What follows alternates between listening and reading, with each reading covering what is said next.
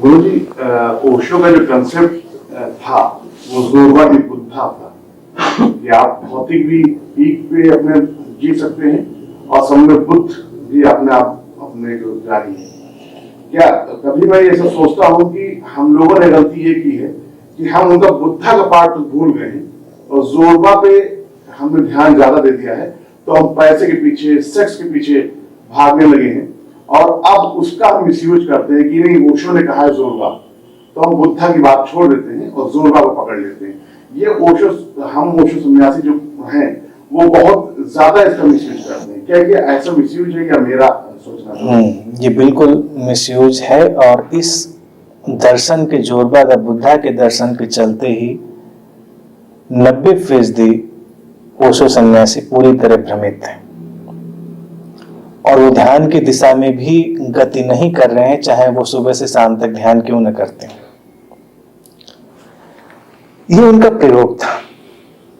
जैसा कि पिछली बार बात चल रही थी, कजान जाकिस के जोरबा द ग्रीक से प्रभावित होकर ओशो ने जोरबा शब्द लिया और बुद्ध की परंपरा से वो आते ही थे, तो उन्होंने एक नया शब्द दिया, जोरबा द बुद्धा।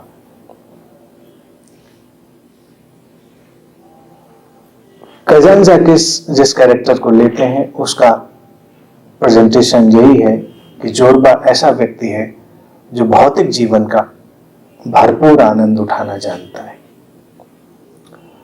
उसने कई प्रयोग किए और हर प्रयोग सफल नहीं होता। अंतर्दृष्टि आवश्यक है और सद्गुरु वही है जो प्रयोग कर सके और खतरे मोल ले सके। तो इसलिए ओशो अद्भुत है कि उन्होंने प्रयोग करने की हिम्मत करी।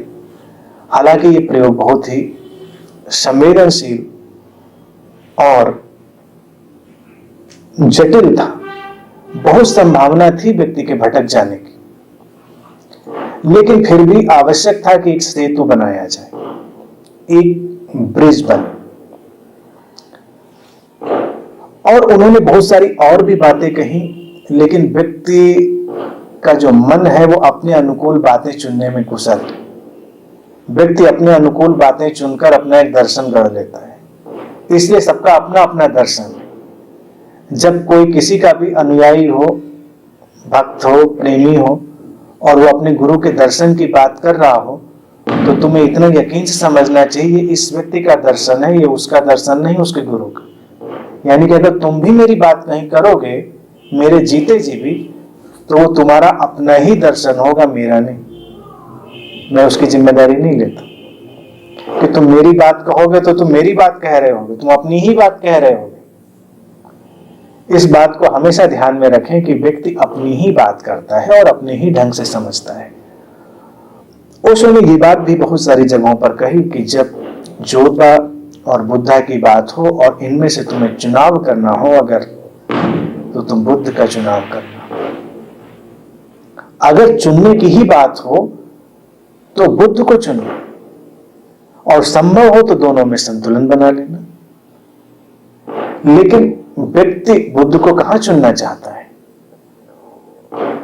उसको तो अपनी वासनाओं के अनुकूल स्थितियों को ही चुनना है। तो व्यक्ति अपनी वासनाओं के अनुकूल स्थिति चुन लेता है और समझता है कि मैं उस दर्शन पर काम कर रहा हूं। एक बार एक सन्यासी से मेरी मुलाकात हुई और पिछले 20 साल से ध्यान कर रहे थे। उन्होंने खुद ही मिलने की इच्छा जाहिर करी और मुझे अपने यहाँ बुलाया। और जब मैं उनके यहाँ गया तो उनकी पत्नी ने मुझे बिठा दिया और कहा कि वो ध्यान कर रहे हैं स्वामी जी। स्वामी जी ध्यान के बाद खुद ही उन्होंने मुझे टाइम दिया था। पहली चीज तो ध्यानी के लिए मैं ये मानता हूं, जोरबा का अर्थ है पंक्चुअलिटी इन वर्ल्डली अफेयर्स। केवल मौज मस्ती ही जोरबा नहीं है। जोरबा का अर्थ है कि अपने जीवन के कार्यों को इमेकुलेट ढंग से, परिपक्वता से करना, परफेक्शन से करना। क्या हम अपने सांसारिक कार्यों को परफेक्शन से करते हैं, पूरी परिपक्वता से? तो जोरबा केवल नाचने गाने का नाम थोड़ा ही है, वो तो नाम है किसी भी कृत्य को परिपक्व। अगर तुमने किसी को वक्त दिया है तो वक्त का पालन करो, तुमने कोई असाइनमेंट लिया है उसे पूरा करो, कोई तुमने शब्द दिया है उसे पूरा करो। यही तो जीवन है। तुम जो कार्य कर रहे हो उसको परिपूर्णता से करो। तो पहले तो उन्होंने मुझे बुलाया और फिर मुझे 45 मिनट 50 मिनट इंतजार कराया। खैर वो कोई बात नहीं, मैं जो बताना चाह रहा हूं घटना, फिर वो स्वामी जी आए और जो सज्जन मुझे उनके साथ ले गए थे वो भी सन्यासी ही थे, वो भी स्वामी ही थे। मैं उस समय लखनऊ आया था, काफी छोटा था, मुझे ज्यादा अक्ल नहीं थी उस समय आसपास के लोगों की, अभी भी ज्यादा नहीं है। तो मैं बैठा था, तो उसके बाद वो स्वामी जी ध्यान के 1 घंटे के बाद जब निकले तो कुछ पीने के लिए लेकर आए। अच्छा सा पेय लग रहा था, अच्छी सी बोतल में था। मुझे जानकारी नहीं थी कि इतनी सुंदर बोतलों में कौन से पेय आते हैं, मैंने कभी देखा भी नहीं था इससे पहले। और 2 ही गिलास थे, हम 3 जने, यानी कि मैं भी था और वो 2। तो मैं सोचने लगा कि ये इतना अच्छा सा कोई ड्रिंक लाए हैं, शरबत होगा क्या होगा, और मुझे नहीं पूछा इन्होंने। तब तक उनकी पत्नी 1 गिलास में नींबू पानी लेके आई। तो जब वो उन्होंने डाला तब मुझे जब उसकी स्मेल पहुंची, जब मैं पास में था, तो मैं समझा कि अच्छा ये लोग शराब पी रहे हैं। और ये बात मेरे लिए बड़ी चौंकाने वाली थी कि 1 घंटे के ध्यान के बाद भी कोई व्यक्ति मदिरा पान कर सकता है।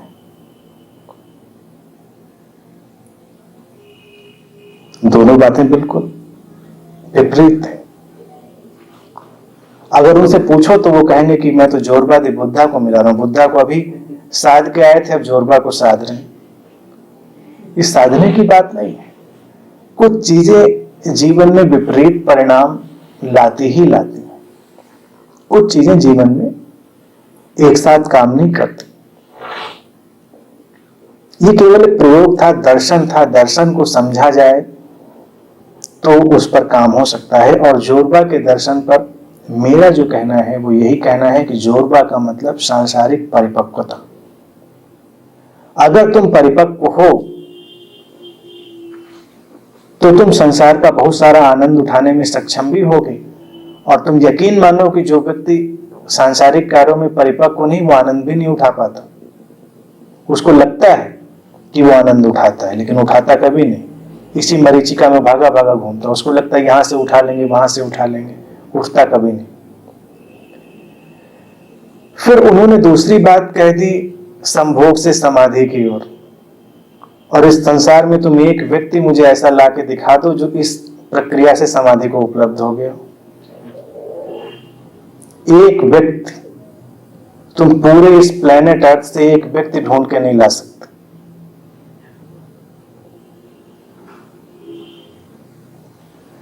लेकिन वो जो बात कहना चाह रहे थे, उस बात का उनका मंतव्य फर्क था। उनका मंतव्य था कि जो लंबे समय से समाज में दमन है, निंदा है, वो गिरनी चाहिए और व्यक्ति की चेतना इस निंदा और इस दमन से मुक्त होनी चाहिए। और इस पुस्तक पर जब उन्होंने बोला है संभोग से समाधि की ओर, तो उसकी चर्चा प्रारंभ ही वो प्रेम से करते हैं। प्रेम की चर्चा, अर्थात प्रेम के बिना अगर तुम काम में प्रवेश करते हो तो तुम स्वयं को और दूसरे व्यक्ति को वस्तु में रूपांतरित करते हो, उसको ऑब्जेक्ट में कन्वर्ट करते हो, और वो सबसे बड़ी हिंसा है। भगवान बुद्ध को इसीलिए मैं आध्यात्म जगत का सबसे बड़ा वैज्ञानिक कहता हूं। उन्होंने प्रयोगशाला की तरह काम किया। उन्होंने तुम्हारे लिए बहुत कुछ नहीं छोड़ा, और मैं समझता हूं उससे आगे जाने की गुंजाइश भी नहीं है उनके प्रयोग से, क्योंकि वो मनुष्य की चेतना को बहुत अच्छे से जानते थे। वो जानते थे कि जो बात कही जाएगी उसको तुम कैसे लोगे, तो उन्होंने उस प्रयोगशाला में व्यवस्था करी। इसीलिए उन्होंने देशनादि की व्यभिचार से मुक्त रहो। उनके जो सील हैं, पंचशील, पंचशील में एक सील है व्यभिचार से मुक्ति। लेकिन उसमें वो कहना क्या चाहते हैं भगवान बुद्ध? वही बात जो ओशो कह रहे, यानी कि तुम किसी के प्रेम में अगर गहरे से गहरे डूबते हो, और तुम 10 लोगों के प्रेम में नहीं डूब सकते, जीवन में एक ही व्यक्ति मिल जाए तो बहुत है, एक ही मिलना मुश्किल होता, तो 10 की तो बात ही भूल जाओ। एक व्यक्ति अगर तुम्हारे जीवन में हो और तुम उसके अनन्यतम प्रेम में हो सको, तब शरीर भी तुम्हारे लिए द्वार बन सकता है। It can become, but it will become ऐसा नहीं है, ये बन ही जाएगा ऐसा नहीं है। नहीं तो सारे लोग समाधिस्थ हो गए होते। समाधि की कमी कहां होती? तुम खुद देखो, संसार में फिर समाधि समाधि होती, लेकिन समाधि तो किसी को नहीं घटती। और कौन व्यक्ति है जो शरीर के संबंधों से नहीं गुजरता? कौन व्यक्ति है जो सांसारिक आनंद से नहीं गुजरता? समाधि और ध्यान तो फिर भी नहीं घटता। और बहुत सारे ओशो सन्यासी भी मुझसे टकराते रहे, जिनका पूरा का पूरा उद्देश्य था कि ध्यान शिविरों में जाना है और किसी न किसी माँ और पिता के माध्यम से समाधि को उपलब्ध करने की चेष्टा करनी। अब माँ है तो पिता भी आ ही जाएंगे ना। तो फिर एक बार हमने कहा किसी से कि माँ शब्द बहुत गरिमापूर्ण है। स्त्री के लिए शब्द उपयोग करके ओशो ने बहुत ही अद्भुत कार्य किया। एक सन्यासी स्त्री को माँ शब्द देना, तो माँ के प्रति जो व्यवहार है वो अनन्यतम प्रेम का और गरिमा का है। तुम उसके माध्यम से उसकी ओर अप्रोच करते हो, कदम बढ़ाते हो। तो किसी ने मुझसे कहा ये ओशो वाली माँ है। हमने कहा माओ की भी ब्रांडिंग है क्या? यानी कि माँ शब्द का उपयोग तो करो, लेकिन मातृत्व की भावना अपने अंदर मत रखो। उसको एक ऑब्जेक्ट की तरह देखो, एक फीमेल बॉडी की तरह देखो। जब तुम उसे एक स्त्री शरीर एक ऑब्जेक्ट की तरह देख रहे हो तो मां क्यों बुला रहे हो? तो मां नहीं कह सकते। और तुम देखो कितनी हैरान करने वाली बात है, यही प्रयोग तो भगवान बुद्ध ने 2500 साल पहले किया था। उन्होंने कहा कि स्त्री के प्रति भिक्षुओं का व्यवहार जो है वो सम्मानपूर्ण होना चाहिए। वो उसको कहते हैं 2 फीट दूर से उससे व्यवहार करना चाहिए। तो वो 2 फीट दूर, अब वो उस देश काल की भाषा है, वो ये नहीं कह रहे कि डिस्टेंस की बात वो नहीं कर रहे दूरी की, उनका कहना है कि गरिमापूर्ण ढंग से। भगवान बुद्ध ने एक बात और कही थी, वो बड़ी रोचक थी, वो बड़ी मनोवैज्ञानिक थी। उन्होंने कहा कि कोई भिक्षुणी यानी कि जो महिला शिष्या उनकी थी, वो भले ही आत्मज्ञान को उपलब्ध हो गई हो, यानी कि वो एनलाइटनमेंट को उपलब्ध हो गई, वो अरहत शब्द का उपयोग करते हैं, वो अरहत को उपलब्ध हो गई हो, लेकिन कोई भिक्षु, पुरुष भिक्षु जो अभी एक दिन का भी सन्यासी क्यों ना हो, जब वो रास्ते में मिले तो वो महिला भिक्षुणी उसको हाथ जोड़कर प्रणाम करे। इस बात पर भी बहुत विवाद हुआ कि अगर कोई महिला अपने बुद्धत्व को उपलब्ध हो गई है तो वो किसी को, नए शिष्य को भी प्रणाम क्यों करे। यहां पर भी भगवान बुद्ध की दृष्टि बड़ी मनोवैज्ञानिक थी कि अगर स्त्री ही किसी को विनम्रता से झुककर प्रणाम कर दे तो सामने वाले पुरुष की हिंसा काफी हद तक समाप्त हो जाती है। और ये जो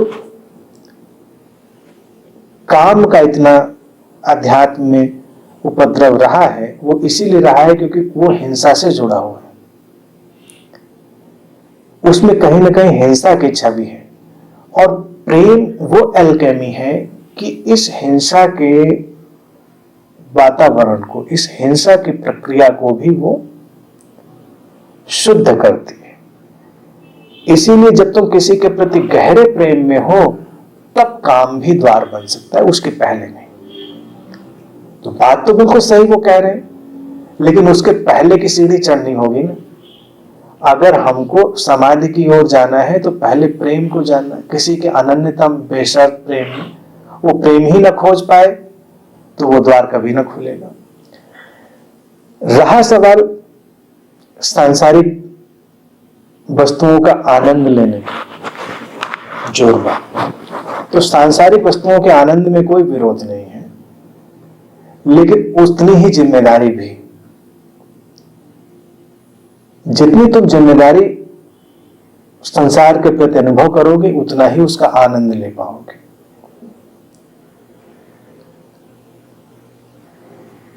अगर तुमने कभी सब्जी का एक पौधा भी उगाया हो, तुमने कोई फसल उगाई हो, तो तुम उसके आनंद को अनुभव कर सकते हो।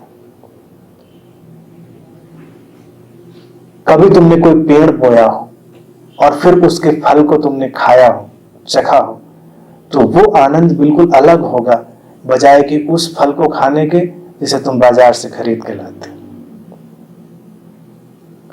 तो जोरबा जो है वो योगदान भी दे रहा है, प्रोडक्टिव है, क्रिएटिव है।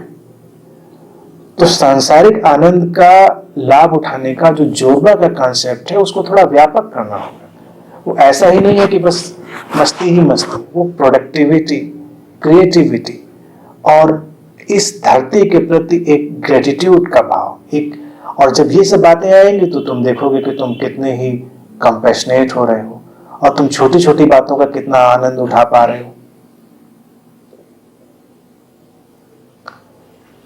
एक मिनरल वाटर की बोतल लेकर उसका पानी पीने का आनंद लिया जा सकता है, लेकिन अगर तुमने जोरबा होने के नाते ये काम भी किया है कि जहां पानी पीने को नहीं उपलब्ध है, उन जगहों पर तुमने पानी मुहैया करा है, वहां तुमने पानी के स्रोत उपलब्ध करने में सहायता दी है, तो तुम सही अर्थों में जोरबा कहे जाओगे।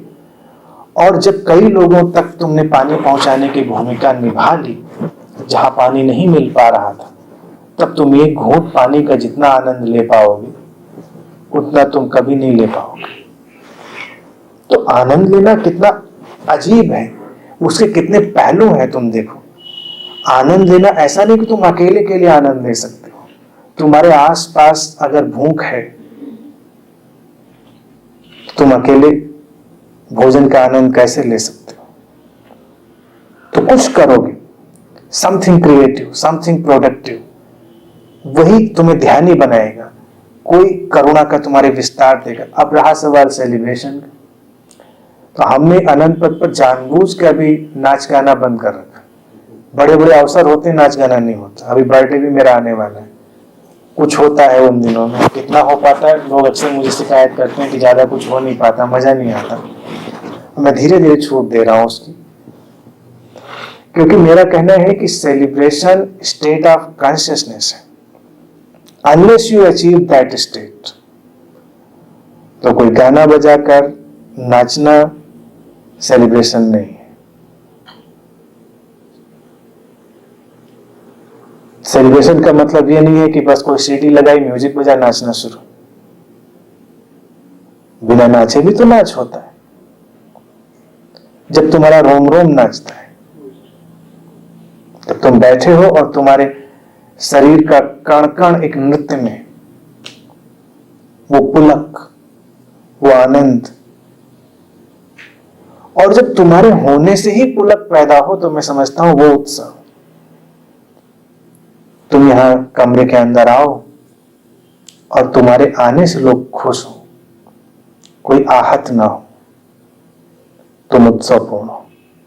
और तुम्हारे आने से कोई आहत हो जाए तो तुम चाहे जितना नाचो, दिन भर नाचो, महीने भर नाचो, तुम किसी उत्सव को नहीं जानते। अपने उत्सव से किसी की नाक में दम कर दो तो तुम उत्सव को नहीं जानते। अक्सर यही होता है कि लोग अपने उत्सव में दूसरे का जीना दूभर कर देते हैं। पार्टियों में यही तो अक्सर होता है। तो ध्यान से भी कोई पार्टी नहीं, उनको पार्टी ना बनाए। और फिर किसी का भाव उठ जाए तो अच्छा है। और तुम यकीन मानो कि अगर कोई भाव से खड़ा होकर नृत्य करेगा बहुत प्रेम से, तो उसको नृत्य की ABCD भी नहीं आती होगी, लोगों में पुलक पैदा करेगा। और ओशो का ये योगदान भी मैं अद्भुत मानता हूं कि उन्होंने कहा कि तुम्हें नृत्य सीखने की जरूरत नहीं, लेकिन उन्होंने अनिवार्यता नहीं करी थी कि तुम नाचो ही नाचो, रोज शाम को CD लगा के तुम्हें नाचना ही नाचना है, ऐसा उन्होंने नहीं कहा था। उन्होंने कहा कि नृत्य जानना जरूरी नहीं है, भावपूर्ण होना जरूरी है। लेकिन भावपूर्ण शब्द का तात्पर्य है करुणापूर्ण होना, एक पुलक को अपने साथ लेकर चलना। तो इन सब बातों पर चिंतन, मनन, पुनर्विचार की जरूरत है। कोई सदगुरु कोई बात कहकर चला जाता है तो उसको अंतिम सत्य मानकर नहीं बैठना चाहिए, और अंतिम सत्य भी नहीं, वो तो उसके बातों में भी एक्सप्लोर करेंगे तो उसके बहुत उत्तर मिल जाएंगे। फिर ट्रुथ के बारे में एक चीज हमेशा ध्यान रखेंगे, वो इवोल्यूशनरी है। जो ट्रुथ है वो इटर्नल है, उसके सिवा कुछ नहीं कहा जा सकता, but simultaneously truth is evolutionary, निरंतर विकासमान है। हिंदुओं ने जिसे कहा ब्रह्म, तो ब्रह्म को कहते हैं इंग्लिश में that which is expanding, just like universe. तो यूनिवर्स जैसे एक्सपेंडिंग है, जैसे ब्रह्म एक्सपेंडिंग है, जैसे वैसे ही ट्रुथ भी एक्सपेंडिंग है, इवोल्यूशनरी है। तो कोई प्रयोग हो वो भी इवोल्यूशनरी है, उन पर बैठकर चिंतन मनन करना चाहिए, पुनर्विचार करना चाहिए, देखना चाहिए कि क्या हम जो बात कही जा रही थी उसे उपलब्ध हो रहे हैं या नहीं हो रहे हैं। नहीं हो रहे हैं तो कमी कहां पर है, अटकाव कहां पर है, इन सब बातों को लेकर हमें चलना चाहिए, तो अड़चन नहीं होगी। और प्रयोगों को सिद्धांत नहीं बनाना चाहिए। और जो बात ओशो ने ही कही थी वही बात मैं भी तुमसे बार बार कहता हूं कि जोरबा और बुद्धा, इनके बीच जब चुनाव करना हो तो बुद्धा को चुनो, और पहले बुद्धा को चुनो तो हमेशा सफल होगे, क्योंकि तुम्हारा बाहरी जीवन तुम्हारे आंतरिक जीवन की ही एक अनुगूंज होता है। जो जीवन बाहर है वो तुम्हारे भीतर से ही निकलकर फैलता है। और काम और प्रेम के बीच अगर चुनना हो तो प्रेम को चुनो। प्रेम को चुनोगे जीवन समृद्ध हो जाएगा। बुद्ध को चुनोगे तो अंतर्दृष्टि तुम्हें मिलेगी और बाहरी जीवन जीने में भी सहूलियत होगी।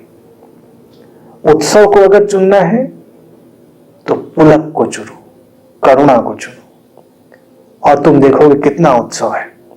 करुणा तुम्हें कैसे उत्सवपूर्ण बनाती है कि तुम अगर अभी एक करुणा की भावदशा रखते हो और तुम्हारे होने की वजह से किसी के चेहरे पे मुस्कान आती है, किसी के भीतर आशा पैदा होती है, किसी के जीवन में आश्वासन उतरता है, जीवन जीने की किसी के अंदर एक शक्ति आती है, तो तुम जितना उत्साह अनुभव करोगे, जितनी उत्सवमयता अनुभव करोगे, वो शायद तुम जीवन भर नाच के भी कभी ना अनुभव कर पाओगे।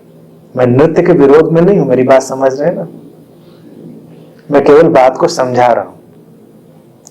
ठीक है, और कोई बात?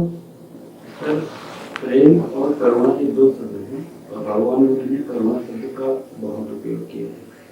जब इन दोनों में सटल अंतर, सूक्ष्म अंतर क्या है, प्रेम और करुणा? भगवान बुद्ध देखिए इसमें भी बहुत वैज्ञानिक थे और कुशल थे, लेकिन मैं थोड़ा और मॉडरेट रुख लेता हूँ, इसलिए प्रेम शब्द का भी उतना ही उपयोग करता हूँ। भगवान बुद्ध ने तो ज्यादातर करुणा शब्द का ही उपयोग किया है, प्रेम का तो गाहे बगाहे कभी कभार उपयोग किया है।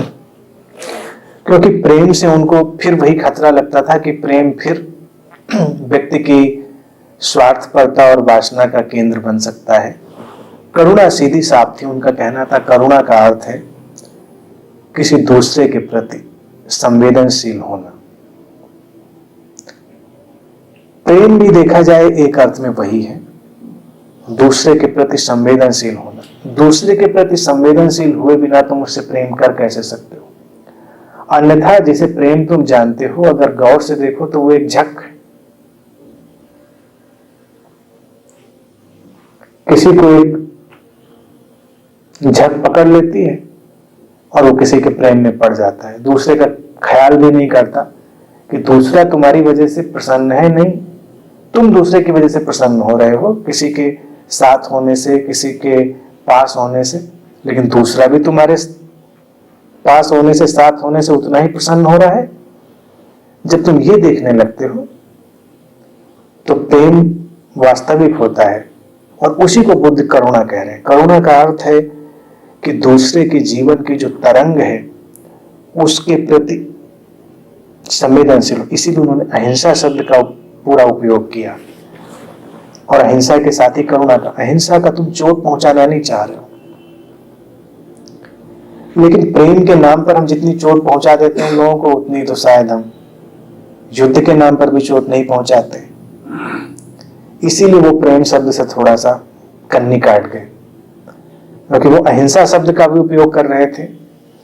तो अहिंसा के साथ जो सामंजस्य बैठता है वो करुणा का ही बैठता है, क्योंकि प्रेम के नाम पर भी तुम हिंसा कर सकते हो। अक्सर तुम देखते हो समाचार तुम्हारे इसी हिंसा से भरे रहते हैं। कोई किसी के प्रेम में पड़ गया, बस वो उसको अच्छा लगा तो उसका जीना दूभर कर सकता है वो। जैसे कोई फूल खिला है, अच्छा लगा तो तुमको चाहिए। फूल तुम्हारे पास आना चाहता है नहीं चाहता ये तुमने कभी नहीं पूछा, उसको तोड़ा और ले आए।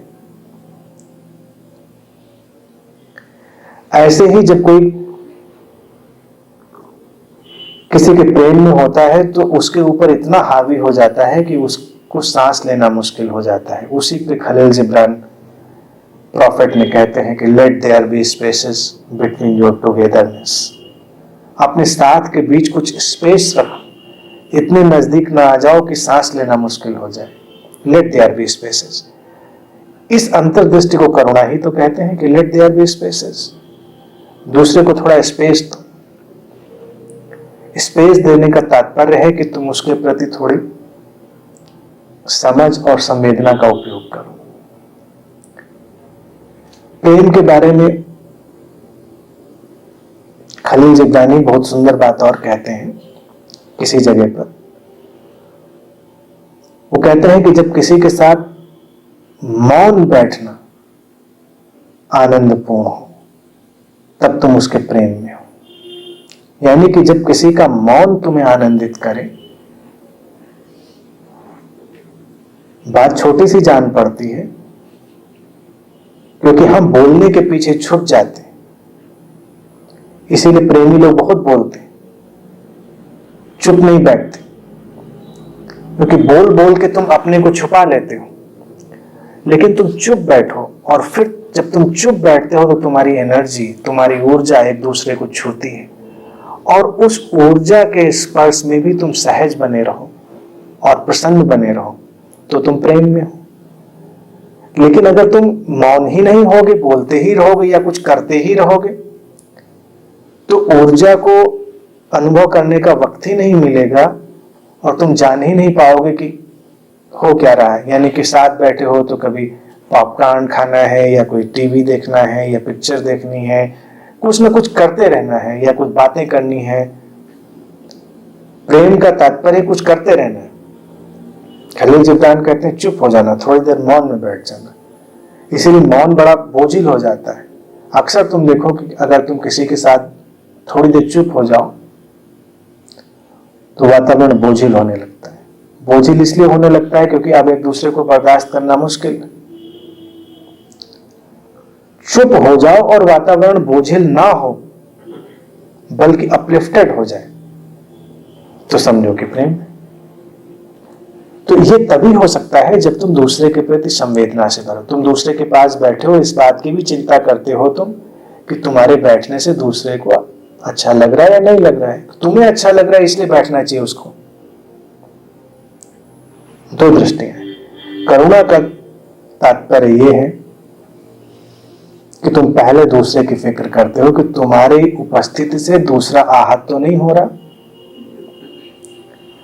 और जो ये बात साध ले उसके जीवन में प्रेम ना आए इसकी तो कोई संभावना ही नहीं। जो व्यक्ति इतनी संवेदना से भरकर जीवन जिएगा तो उसके प्रेम में तो लोग पड़ेंगे ही पड़ेंगे। इसीलिए तो लोग सद्गुरुओं के प्रेम में पड़ जाते हैं।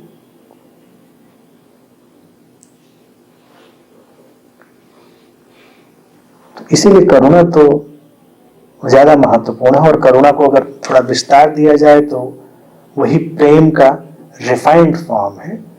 अन्यथा प्रेम के नाम पर तो जो आज चलता है, मैं समझता हूँ भगवान बुद्ध के समय भी यही चलता रहा होगा। तो इस सबको देखकर वो थोड़ा चौकन्ने हो गए होंगे। और वो बहुत चौकन्ने व्यक्ति थे, वो एक एक शब्द बहुत सतर्कता से प्रयोग करते थे। जैसे मैथमेटिक्स के फार्मूले में या किसी साइंटिफिक फार्मूले में तुम एक्स्ट्रा शब्दों का उपयोग नहीं करते हो, एक्स्ट्रा नंबर्स का यूज नहीं करते, तुम बिल्कुल प्रिसाइज। तो उनका उद्देश्य था बिल्कुल प्रिसीजन में बात करना, इतने प्रिसीजन में कि गलती की गुंजाइश ही नहीं। ओशो के साथ थोड़ी गड़बड़ी भी हुई क्योंकि उन्होंने इतना बोला, तो उसमें कहीं कहीं पे प्रिसीजन जो है वो लूज हो गया। उस प्रिसीजन के लूज होने में ही जो लोग हैं वो थोड़े भ्रमित हो जाते हैं।